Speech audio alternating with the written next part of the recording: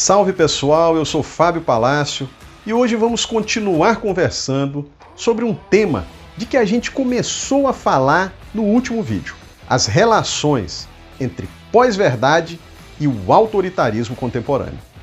Neste segundo vídeo sobre o tema, nós vamos passar em revista os condicionantes sociais, econômicos e políticos que tornaram possível o estabelecimento da chamada Era da Pós-Verdade. Vem comigo, começa agora mais um programa Cultura e Movimento.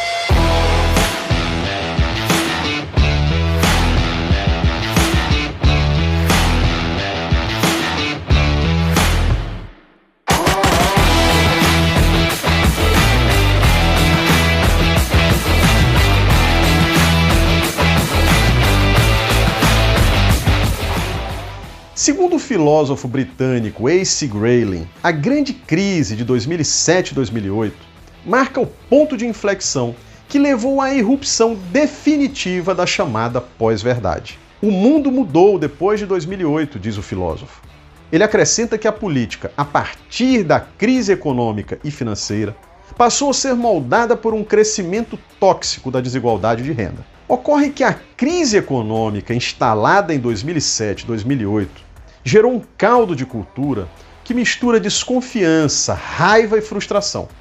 O sentimento de desamparo e privação de direitos conduziu a respostas defensivas, que assumem a face do preconceito e da intolerância. Muitos se refugiaram no gueto, mesmo que esse gueto, em última instância, não passasse de um algoritmo. A inquietação e o desencanto brotaram dessa ambiência como relva bem adubada e impulsionaram a indiferença. No extremo dessa situação, os cidadãos sucumbem à mais completa resignação. Um niilismo extremado então se instala e ele conduz, no limite, à falência do sentido.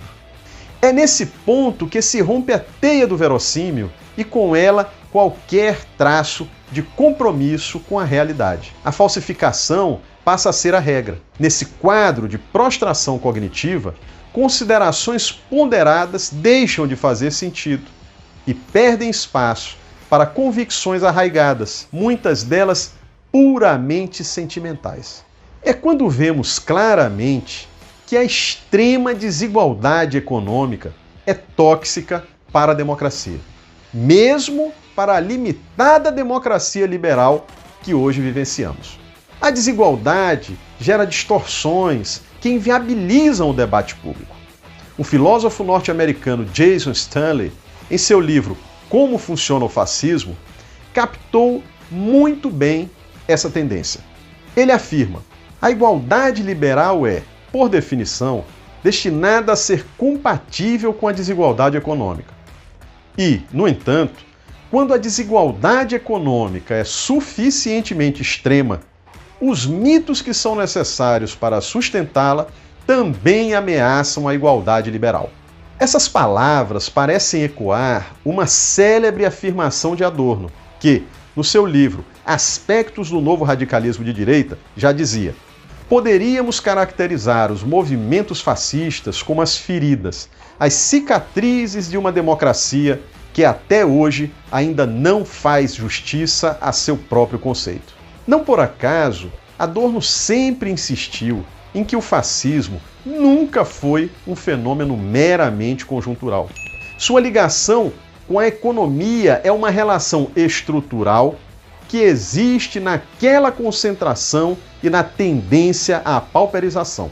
No vídeo passado, pessoal, eu citei o ensaio Um Governo de Mentiras, escrito por Steve Tessic em 1992. E eu lembrava que foi nesse texto que surgiu o termo pós-verdade com o sentido atual pela primeira vez. O autor garantia que a nova era pós-verdadeira era também a era da desesperança, um tempo em que se anuncia não haver solução para a desigualdade social. Dizia naquela época Tessic: os níveis atuais de miséria e decomposição de nossas cidades e os gulags econômicos de nossos guetos tornam-se aceitáveis. Há um congelamento da esperança. Os sem nada agora são reclassificados como os jamais terão.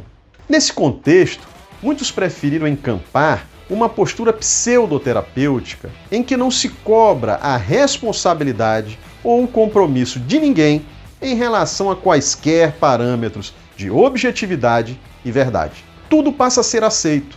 Juízos e deliberações centrais, que deveriam estar corretamente instruídos, são entregues ao imponderável da afetividade e muitas vezes do pior da afetividade em suas manifestações mais negativas, como o preconceito e o ódio. Essa situação de raiva e frustração tem sido intensamente explorada pelas forças do autoritarismo contemporâneo, que atualizam de múltiplas formas o ideário fascista.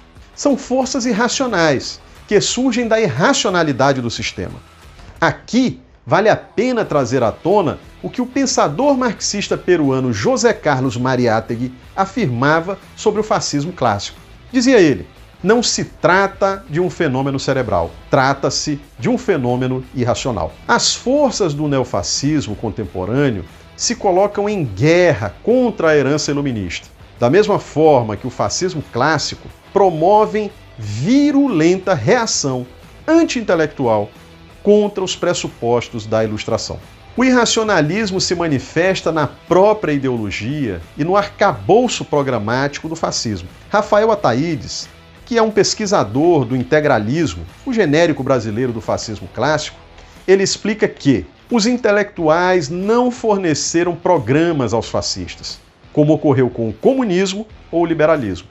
No máximo, prepararam-lhes o terreno, solapando as bases da Ilustração. As alterações programáticas se davam sem grandes preocupações teóricas. Pessoal, o que temos, por exemplo, na Itália dos anos 1920 é muito mais um conjunto de impulsos que tem dificuldade em se articular com um programa coerente. O fascismo clássico sempre foi mais ação resoluta do que pensamento claramente articulado.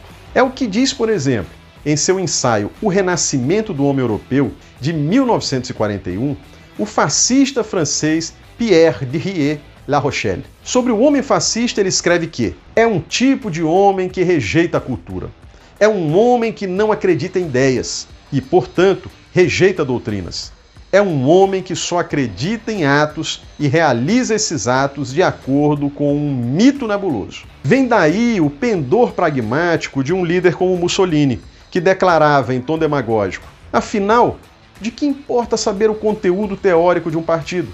O que lhe dá força e vida é sua tonalidade, é sua vontade, é a alma daqueles que o constituem. Também Hitler, em seu Mein Kampf, deixa claro que o objetivo da propaganda é substituir o argumento fundamentado na esfera pública por medos e paixões irracionais. É o que explica Jason Stanley. Um princípio central da política fascista é que o objetivo da oratória não deve ser convencer o intelecto, mas influenciar a vontade. O autor anônimo de um artigo de uma revista fascista italiana de 1925 escreve: o misticismo do fascismo é a prova do seu triunfo. O raciocínio não atrai, a emoção sim. Ora, coisa muito semelhante era explicada por Adorno, que dizia que a propaganda serve menos para a disseminação de uma ideologia, que é demasiado pobre, e mais para tornar as massas engajadas. Ele falava isso referindo-se ao fascismo. E, na verdade, como acrescenta o mesmo Adorno, a propaganda fascista é sobretudo uma técnica de psicologia de massas. Por conta desse caráter intuitivo, mais sentido do que pensado, o fascismo, tanto o clássico quanto o neofascismo contemporâneo, não pode abrir mão de grandes agitadores. Seus líderes são sempre figuras teatrais, talhadas para mexer com brios e vontades. O carisma aqui coloca-se acima do descortino estratégico. Ora, a gente viu anteriormente que a pós-verdade é um novo balanço cognitivo, em que o discurso racional é secundarizado em benefício de crenças e componentes afetivos do discurso. As forças do autoritarismo contemporâneo se aproveitam dessa tendência e impulsionam ela como forma de minar o debate público racional, um dos legados do iluminismo. Sobre isso diz Jason Stanley: a política fascista procura minar o discurso público, atacando e desvalorizando a educação, a especialização e a linguagem.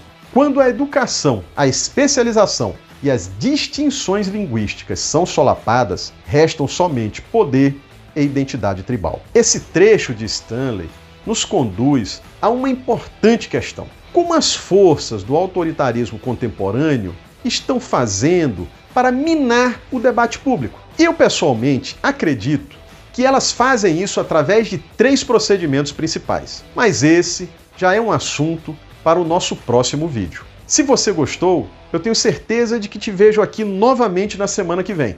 Mas você já sabe, se ainda não ativou o sininho para receber as notificações do nosso programa, eu te convido a fazer isso. E a gente se vê no próximo Cultura e Movimento.